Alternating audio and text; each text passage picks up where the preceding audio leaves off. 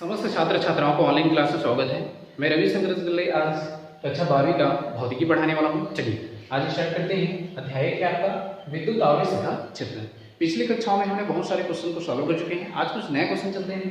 जैसे आपका अनंत लंबाई के सीधे आवेशित तार के कारण विद्युत क्षेत्र की तीव्रता, ये गाउस के प्रमेय के अनुप्रयोग है। इसको आप अच्छे से ध्यान दीजिएगा। क्वेश्चन एक बार फिर से क्लियर कर देता हूँ। अनंत लंबाई के सीधे आवेशित तार के कारण विद्युत क्षेत्र की तीव्रता, ठीक है। तो आपको क्या लिखना पड़ेगा, अनंत लंबाई के सीधे आवेशित तार, ठीक है। तो यहाँ पे हम लोग ले लेते हैं, माना कि एल मान लेते हैं इस चीज को, ठीक है। माना कि एल क्या है, अनंत लंबाई के सीधे आवेशित तार है, ठीक है, जिसकी लंबाई क्या है आपका एल ले लेते हैं, ठीक है। इसका रैखिक आवेश घनत्व, रैखिक आवेश घनत्व क्या ले लेते हैं, रैखिक, यहाँ लिख लीजिए आप रैखिक आवेश, ठीक है, रैखिक आवेश घनत्व, ठीक है। रैखिक आवेश घनत्व क्या है आपका लैम्डा है, ठीक है। माना कि एल क्या है, एल अनंत लंबाई के सीधे आवेशित तार है, ठीक, जिसकी लंबाई क्या है एल है, और इसका रैखिक आवेश घनत्व क्या है आपका लैम्डा है, ठीक है। इस पर कोई मूल बिंदु ओ ले लेते हैं, ओ से आर दूरी पर, ठीक है, ओ से आर दूरी पर एक बिंदु क्या ले लेते हैं हम लोग पी ले लेते हैं, जिस पर विद्युत क्षेत्र की तीव्रता ज्ञात करनी है। क्लियर हो सकता? चलिए एक बार क्लियर कर देता हूं। माना कि एल अनंत लंबाई के सीधे आवेशित तार है, जिसकी लंबाई क्या है एल है। इसका रैखिक आवेश घनत्व यह प्रति एकांक लंबाई पर आवेश क्या है लैम्डा है। इस पर कोई मूल बिंदु ओ लेते हैं, ओ से आर दूरी पर एक बिंदु पी है, जिस पर विद्युत क्षेत्र की तीव्रता ज्ञात करनी है, ठीक। अब क्या करते हैं, आर को त्रिज्या मान लेते हैं, ठीक है, और एल को क्या मान लेते हैं, आर को त्रिज्या मान लेते हैं और एल को क्या मान लेते हैं जी, लंबाई मान लेते हैं। इसके द्वारा एक बेलन का निर्माण करते हैं। तो देखिए, ठीक है, ये हो जाएगा, ये हो जाएगा आपका ये, और ये हो चुका आपका ये। क्लियर हो सकता, इसको आगे मिला दिया जाता है, मिला दीजिए आप, ठीक है। और इसकी लंबाई भी क्या है एल है, इसको अच्छे समझ में आना चाहिए, ठीक है। चलिए एक बार फिर से क्लियर कर देता हूं मैं। माना कि एल क्या है, अनंत लंबाई के सीधे आवेशित तार है, जिसकी लंबाई क्या है एल है। इसका रैखिक आवेश घनत्व यह प्रति एकांक लंबाई पर आवेश क्या है आपका लैम्डा है। इस पर कोई मूल बिंदु ओ लेते हैं, ओ से आर दूरी पर एक बिंदु पी है, जिस पर विद्युत क्षेत्र की तीव्रता ज्ञात करनी है, ठीक है।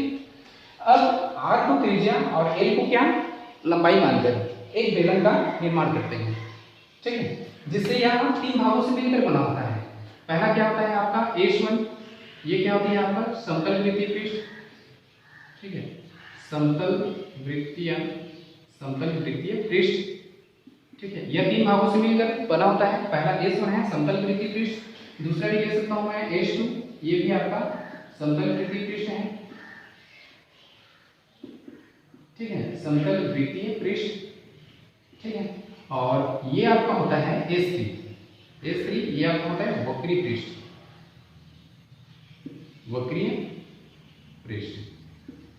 ठीक है। चलिए एक बार फिर से क्लियर कर देता हूं मैं, ठीक है।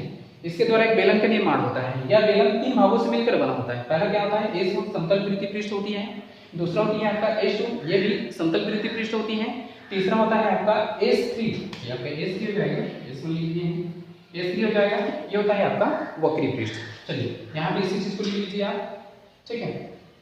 पहला क्या है जी S1 समतल वृत्तीय पृष्ठ है, समतल वृत्तीय, ठीक है, समतल वृत्तीय पृष्ठ, इसको थोड़ा सा ऐड कर देते हैं। दूसरा क्या है जी आपका, ठीक है, समतल वृत्तीय पृष्ठ ही है। तीसरा क्या है जी आपका वक्रीय पृष्ठ।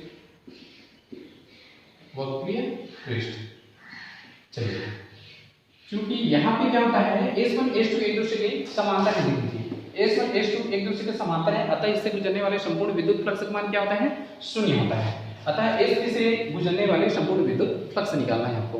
तो चलिए यहाँ पे मैं, ठीक है, एक बार थ्योरी क्लियर कर देते हैं, उसके बाद फिर डायरेक्टली व्यंजक खत्म करते हैं, ठीक है। देखिए क्या है, माना कि एल अनंत लंबाई के सीधे आवेशित तार है, ठीक है, जिसकी लंबाई एल है। इसका रैखिक आवेश या प्रति एकांक लंबाई पर आवेश लैम्डा है। इस पर कोई मूल बिंदु ओ लेते हैं, ओ से आर दूरी पर एक बिंदु पी है, जिस पर विद्युत क्षेत्र की तीव्रता ज्ञात करनी है, ठीक है। ये चीज क्लियर हो चुका। अब क्या मानते हैं, ओ को त्रिज्या मानते हैं, ठीक है, और एल को लंबाई मानते हैं। आप ओ को केंद्र भी मान सकते हैं, क्या मानते हैं आप? अब माना कि आर को त्रिज्या मानते हैं, ऐसे त्रिज्या ही आपका, आर को त्रिज्या और एल को लंबाई मानकर, ठीक है, एक बेलन का निर्माण करते हैं, ठीक है, जिसे यह गासी पृष्ठ की भांति कार्य करता है, जो 3 भागों से मिलकर बना होता है। पहला भाग S1 समतल पृथ्वी पृष्ठ, दूसरा भाग आपका S2 समतल पृथ्वी पृष्ठ, तीसरा होता है S3 वक्री पृष्ठ, ठीक है। यहाँ पर S1 S2 एक दूसरे के समांतर होते हैं, अतः इससे गुजरने वाले संपूर्ण विद्युत फ्लक्स मान शून्य होते हैं, ठीक है। अतः S3 से, ठीक है, अतः S3 से गुजरने वाले संपूर्ण विद्युत फ्लक्स, अतः S3 से, ठीक है, गुजरने वाला, अतः S3 से गुजरने वाला संपूर्ण, ठीक है, अतः S3 से, ठीक है, S3 से गुजरने वाला संपूर्ण विद्युत फ्लक्स, S3 से गुजरने वाला संपूर्ण विद्युत फ्लक्स, संपूर्ण विद्युत फ्लक्स, संपूर्ण विद्युत फ्लक्स, S3 से गुजरने वाला संपूर्ण विद्युत फ्लक्स, या तो बोल सकते हैं, या ये बेलन है, बेलन से गुजरने वाला संपूर्ण, बेलन से, ठीक है, बेलन से क्या है, गुजरने वाला संपूर्ण विद्युत फ्लक्स। विद्युत फ्लक्स को किससे डिनोट करेंगे जी? फाई, ठीक है। इस चीज को मैं डायरेक्टली कर दिया है क्योंकि S3 से गुजरने वाला संपूर्ण विद्युत फ्लक्स या तो बेलन से गुजरने वाला संपूर्ण विद्युत फ्लक्स है, ठीक है, क्योंकि दो भागों का तो आपको स्टडी हो चुका है ना, तो आपका अभिष्ट है, ठीक है। यूज आएगा आपका इंटीग्रेशन, ठीक है, और यूज आएगा आपका EdS3, ठीक है, S3 से गुजरने वाले संपूर्ण विद्युत फ्लक्स। देखिए तो E का मान क्या है, चलिए E कांस्टेंट है, बाहर निकाल दीजिए, है नहीं, इसी का तो मान लीजिए आपको, ठीक है, और ये हो जाएगा आपका DS3। अब यहीं पर बता देना चाहूँगा आपको, ये जो DS3 है, DS, देखिए समझ लेना, DS3 है, ये क्या होता है, बेलन का वक्र पृष्ठ, ये होता है आपका 2πRA, ठीक है, 2πRA, ये क्या होता है, बेलन का वक्र पृष्ठ, यहाँ पे लिख लीजिएगा बेलन का वक्र पृष्ठ, बेलन का वक्र पृष्ठ, वक्र, और ये हो जाएगा आपका पृष्ठ, ठीक है। तो चलिए यहाँ पे रख दीजिए आप, ये हो जाएगा E इंटू हो जाएगा आपका 2π और ये हो जाएगा RA, इसको इक्वेशन फर्स्ट मान लीजिए, कितना बराबर हो चुका आपका 5। क्लियर हो चुका सबका? चलिए एक बार फिर से क्लियर कर देता हूँ आपको फिर, ठीक है, बेहतर खत्म कर देंगे जल्दी से। देखिए एक बार फिर से क्लियर कर देता हूँ, ठीक है, माना कि एल क्या है, अनंत लंबाई की पतली सीधी तार है, ठीक है, एल लंबाई की सीधी आवेशित तार है ना, माना कि एल अनंत लंबाई की सीधे आवेशित तार है, ठीक है, जिसकी लंबाई क्या है आपका एल है, रैखिक आवेश घनत्व या तो बोल सकते हैं प्रति एकांक लंबाई पर आवेश क्या है आपका लैम्डा है। इस पर कोई मूल बिंदु O लेते हैं, O से r दूरी पर एक बिंदु P है जिस पर विद्युत क्षेत्र की तीव्रता ज्ञात करनी है। क्लियर हो गया सबका? अब क्या ले लेते हैं, ठीक है, अब r को त्रिज्या और l को लंबाई मानकर, ठीक है, एक बेलन का निर्माण कर दिया जाता है, ठीक है, जिससे यह गासी पृष्ठ की भांति कार्य करता है, जो 3 भागों से मिलकर बना होता है। पहला आपका S1 होता है समतल पृथ्वी पृष्ठ, दूसरा आपका S2 होता है समतल पृथ्वी पृष्ठ, तीसरा होता है आपका S3 वक्र पृष्ठ होती है। S1 S2 एक दूसरे के समांतर होते हैं, अतः इससे गुजरने वाले संपूर्ण विद्युत फ्लक्स का मान शून्य होता है। अतः S3 से गुजरने वाले संपूर्ण विद्युत फ्लक्स या तो बेलन से गुजरने वाले संपूर्ण विद्युत फ्लक्स, क्योंकि यही बात है, ठीक है, तो फाई इक्वल हो जाएगा EdS3, 3 से गुजरने वाला, यहाँ पे रैखिक समाकलन में EdS3 इक्वल होता है 2πRA, यह बेलन से क्या होता है, वक्र पृष्ठ होता है, तो यहाँ पर इसी वैल्यू को पुट अप कर दिए हैं, ये आपका इक्वेशन फर्स्ट हो गया। क्लियर हो गया सबका? चलिए स्ट्रक्चर में देता हूं मैं, ठीक है।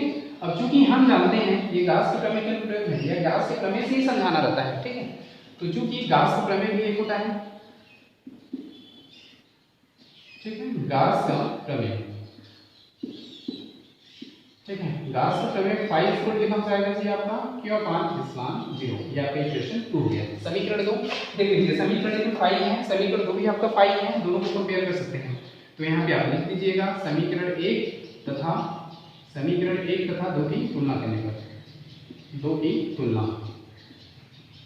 चलिए समीकरण 1 और 2 की तुलना कर दीजिए, कितना हो जाएगा जी आपका, समीकरण फर्स्ट में E × 2πRA है, 2πRA, ठीक है, इस इक्वल क्या हो जाएगा आपका Q/0। यहाँ तक क्लियर हो चुका सबका? ठीक है, आपको E का मान चाहिए तो E इक्वल कितना हो जाएगा Q/2πRA, और ये वैल्यू स्पान 0, यहाँ मल्टी तक यहाँ डिवाइड हो चुका, ठीक है।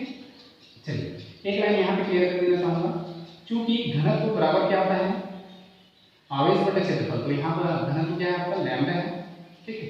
लैम्डा इज इक्वल टू आवेश बटा कितना हो जाएगा क्षेत्रफल, क्यों मान ए, ठीक है। तो यहाँ तो उसकी लंबाई एल लेंगे ना, क्यों मान एल, तो क्यों बराबर क्या हो जाएगा आपका लैम्डा और ये हो जाएगा आपका L, Q is equal to lambda L होगा, ठीक है। चलिए वैल्यू पुट कर दीजिए, इज इक्वल टू हो जाएगा आपका लैम्डा और ये आपका एल अपान कितना हो जाएगा इसलिए आपका 2 पाई आर ए और ये हो जाएगा इसका 0। क्लियर हुआ सबका, ठीक है। चलिए यहाँ पे ऐड कर देते हैं इस चीज को, ठीक है। चलिए यहाँ पे कुछ कट जाएगा, ये आपका एल से एल कटेगा, तो इज इक्वल टू क्या आ चुका आपका, इज इक्वल टू ये हो चुका आपका लैम्डा अपान कितना हो जाएगा इसलिए आपका, ठीक है, कितना हो जाएगा 2 पाई आर स्लॉन 0। यही आपका क्या है अनंत लंबाई के सीधे आवेशित तार के कारण विद्युत क्षेत्र की तीव्रता का व्यंजक है, ठीक है। तो ये दास का प्रमेय का अनुप्रयोग है, इसको अच्छे से प्रैक्टिस कीजिएगा, मोस्ट टाइम की क्वेश्चन है। तो चलिए आज क्लास यहीं रखते हैं, कल आगे बढ़ते हैं। आज की क्लास के लिए सभी को धन्यवाद।